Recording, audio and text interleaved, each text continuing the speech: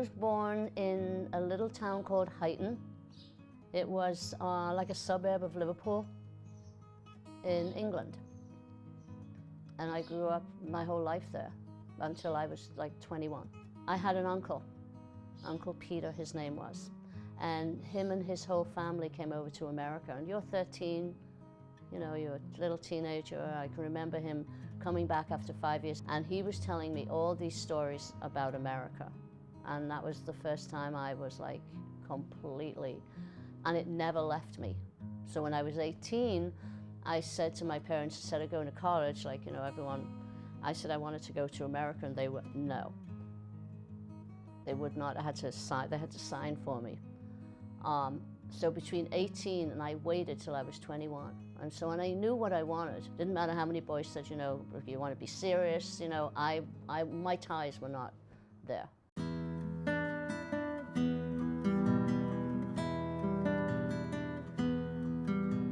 So I'm in America now.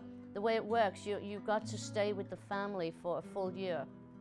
I didn't like the family in the end. So the lady was horrible, but it didn't matter. I stayed the full year so that when I got out, I wanted to meet the real Americans. So I wrote and told my father, because I told my father I would come home after the year. And this one girl I knew from Scotland, she had an apartment, and she said, Joan, would you like to just stay with me for a couple of months, you know, not go back home? And I said, sure. And I did, but I got an office job in, it's not there now, Strawbridge and Clothiers down in the city. I was working there. I got to know the ordinary, everyday Americans. And I did that for about 18 months. And then, of course, I met Michael's father. I was really honestly ready to go back. And, you know, you fall in love and you get married and you get, and of course, once I had Michael as a little American, in my head, I felt I can't, even when I split with Jenny when Michael was 3, I still felt that I couldn't deprive him of his American citizenship.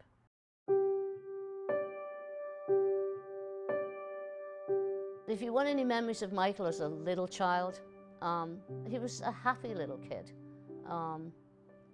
I can remember, I mean, it sounds like you're bragging about your kid, but I can remember being stopped in the streets and they wanted him as a Gerber baby because he had that little happy round face and his little ringly curls, and he was a very happy baby. And then as he got older into his, you know, 6, 7, 8, now the personality thing comes in. It's little soldiers. He would line them all up. He couldn't go into his bedroom. Do not touch that. They were all lined up. I should have known from when he was that age that he was going to go into some of the armed forces. So I just saw there was 2 sides to him. I think he was a happy kid, and he always tried to, and you know, when you come from a single parent, I think you do try to make life a little happy, you know what I mean? Like he would see me come in tired sometimes, and so everything was, oh, okay, Mom. He was always looking on the good side, the happy side of things, but there was a depth to him, I think, that not a lot of people saw. The year of graduation, he had a friend, David Klitsch, who did go into the Marine Corps, and he went down for his graduation. And when he came back, I thought then, he's going to tell me he's going to go, and he didn't. He came back. That's what I mean about his depth. He didn't come back saying, oh, that was great, this is what I want. He must have thought on it, because that was at Christmas. And he didn't come to me until, he left in March. I don't think he came to me until February and said, I'm going in the Marine Corps. But he knew all along. He was just feeling it out, and can I do it? Told me he was a little scared. And in my mind, I guess I thought, he's doing exactly what I did to my parents. Do you know what I mean? So how can I be mad at him? So you know, with your, like you said earlier on, with your kids, if they choose to do something, it's really what they want. You either back them, or what can you do? I would rather have said, okay, if this is what you really want to do, you know, I'm with you 100%, which is what I did.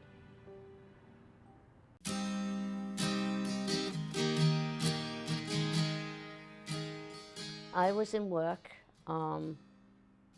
at American Banknote.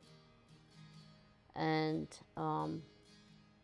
I remember I was a supervisor, and where I worked, there were guards because it was a printing place where we made like food stamps and stuff. So I mean, it was guarded stuff.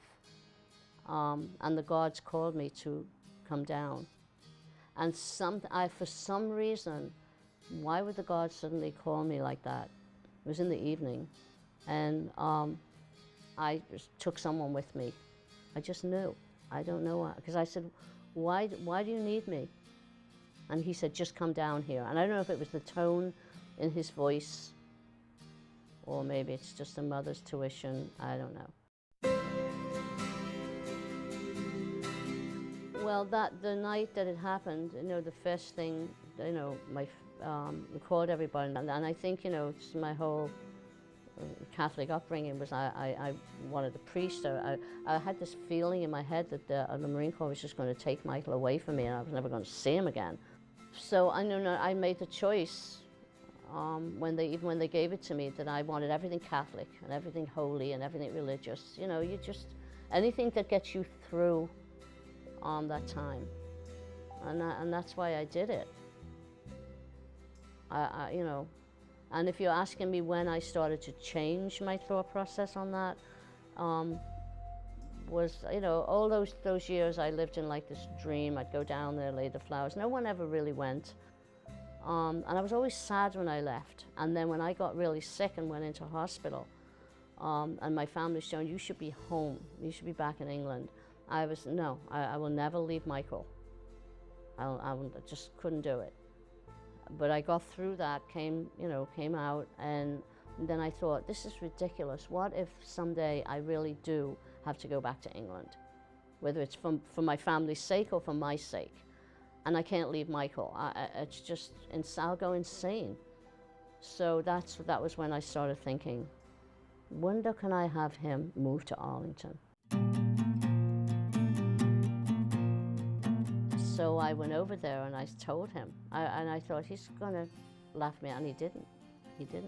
He said, I absolutely understand where you're coming from. You remember Tom Mert was in Iraq, and he said, I can understand, you know, not being able to make a conscious choice at that time. So I thought, oh my God, someone gets it. So from there, he had his girls in the office call Mike Fitzpatrick. Then they got back to me and they said, yes, he can be buried in Arlington. I was like, oh my God, yes. But it's going to cost the family $6,000. But that made it doable. Even if I did have to pay, I thought they were going to say $25,000 or something. That would have been a little, I would never have gotten it together. 6,000 seemed doable somehow. Do you know what I mean? So I remember texting my boss and saying, do you think we can do this? And she was, absolutely. So then I had other people on board with me then.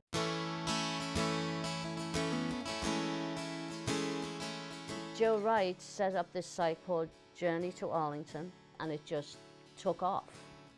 And so what came out from a little thing in my head was now on Facebook, was now talked about. I mean, my family, I mean, I don't know if it's the English, it's part of, they are just overwhelmed with how people over here do what they do for a soldier or anything.